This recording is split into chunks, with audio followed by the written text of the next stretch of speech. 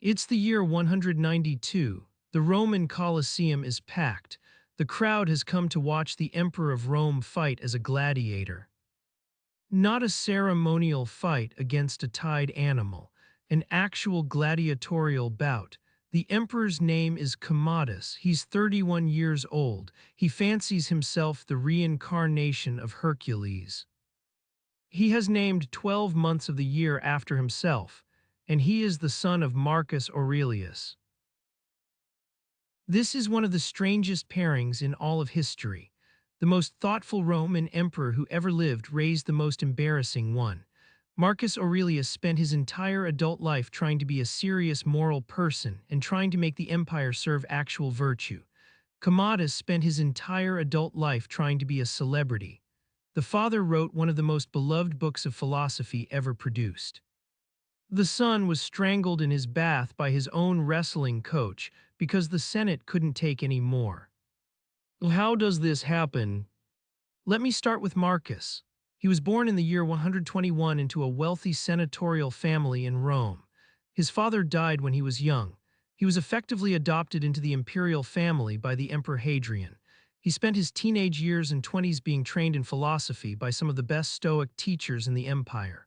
When the Emperor Antoninus Pius died in 161, Marcus became emperor at age 40. He immediately insisted on sharing the throne with his adoptive brother Lucius Verus. He didn't actually want the job alone. For the next 19 years, Marcus was the model of a thoughtful Roman emperor. He fought a war on the Danube that he didn't want to fight. He dealt with a plague that killed millions of his subjects. He dealt with senators trying to undermine him. He dealt with two separate uprisings, and the whole time he was doing something unusual for a Roman emperor. He was writing private notes to himself in Greek every morning before the day began. These notes are what survived as his meditations. The Meditations are not a book that was written for anyone but Marcus. The original title in Greek means roughly to himself. They are private reminders. Don't waste the day on petty grievances. Don't get attached to outcomes. Don't take the contempt of bad people personally. Be useful, be honest. Don't be afraid of dying. Don't expect from others what they are not capable of. Treat each interaction like it might be your last. When you read the Meditations, you are reading the actual daily practice of a man trying to be good at his job.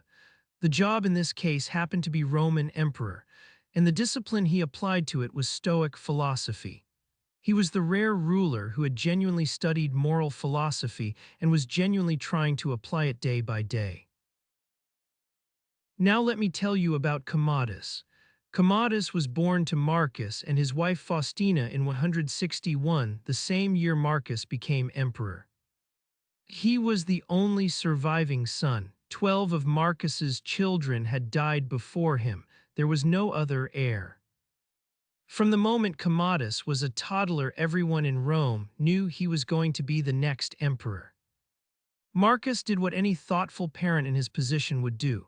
He gave Commodus the best Stoic teachers in the empire. He had Commodus join him on military campaigns starting when the boy was 14. He made him co-emperor at age 16 so the transition would be smooth. He named him heir publicly so there would be no civil war when the time came. He did everything you would expect a deliberate emperor father to do. And it did not work. Commodus showed almost no interest in any of his Stoic education. He was not interested in being a moral person. He was not interested in governing the empire. He was interested in his own body. He spent hours each day in physical training. He liked watching games. He liked being celebrated. He had no interest in the administrative work his father had spent 40 years doing carefully. He was the kind of son who waited for his father to die. When Marcus did die in 180 outside Vienna on a military campaign, Commodus was 18 years old. The first thing Commodus did was sign a hasty peace treaty with the Germanic tribes Marcus had spent the last decade fighting carefully. The treaty undid most of the strategic gains of the war. Commodus did this because he wanted to get back to Rome where the games were.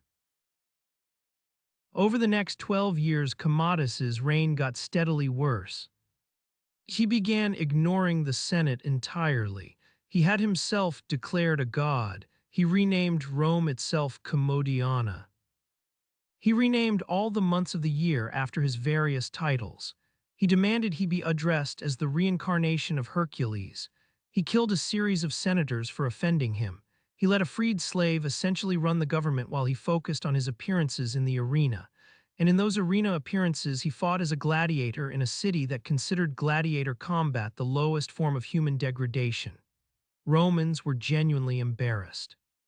In 192, a group of his closest associates, including his own concubine, concluded he was going to kill them next. They had his wrestling coach strangle him in his bath. The Senate immediately declared him a public enemy and ordered all references to him erased from public monuments. Now here is the part of the story that has bothered every reader of the Meditations for 2,000 years. How did Marcus Aurelius, the great Stoic moral philosopher, raise this son? The father modeled humility. The son was a megalomaniac. The father wrote about not needing the praise of others. The son demanded he be called a god. The father wrote about doing the work in front of you. The son refused to do any work at all. The father spent 40 years deliberately becoming a more moral person. The son seems to have spent 15 years deliberately becoming less of one. You'd think genetics or proximity or example would have transmitted something. The historical record suggests almost nothing transmitted. This is the philosophical problem Marcus and Commodus represent, and the answer that the Stoics themselves would have given is uncomfortable. The Stoic position is that you cannot bequeath character. You can offer it, you can model it, you can teach it. You can put the best teachers around your child or your student or the person you mentor, but whether they take it up is a matter of their own will, and no parent and no teacher and no king can control another person's will. Marcus knew this in theory. He wrote about it constantly. He wrote that the only thing that is truly yours is your own faculty of judgment. The behavior of others is not yours. The choices of others are not yours. Even the choices of your own son are not yours. Marcus knew this, and then he had to live it. In the Meditations, there are several passages that read like the quiet observations of a father watching his son not become what he had hoped. Marcus never names Commodus, but he writes about not being disappointed when people behave according to their own nature, even when their nature is bad. He writes about how a fig tree produces figs not because it chooses to, but because that is its nature. He writes about not expecting from people what they are not capable of. There is a particular quietness to these passages that some readers think is Marcus watching his teenage son become someone Marcus could not bring with him. Now, what does this story have for us?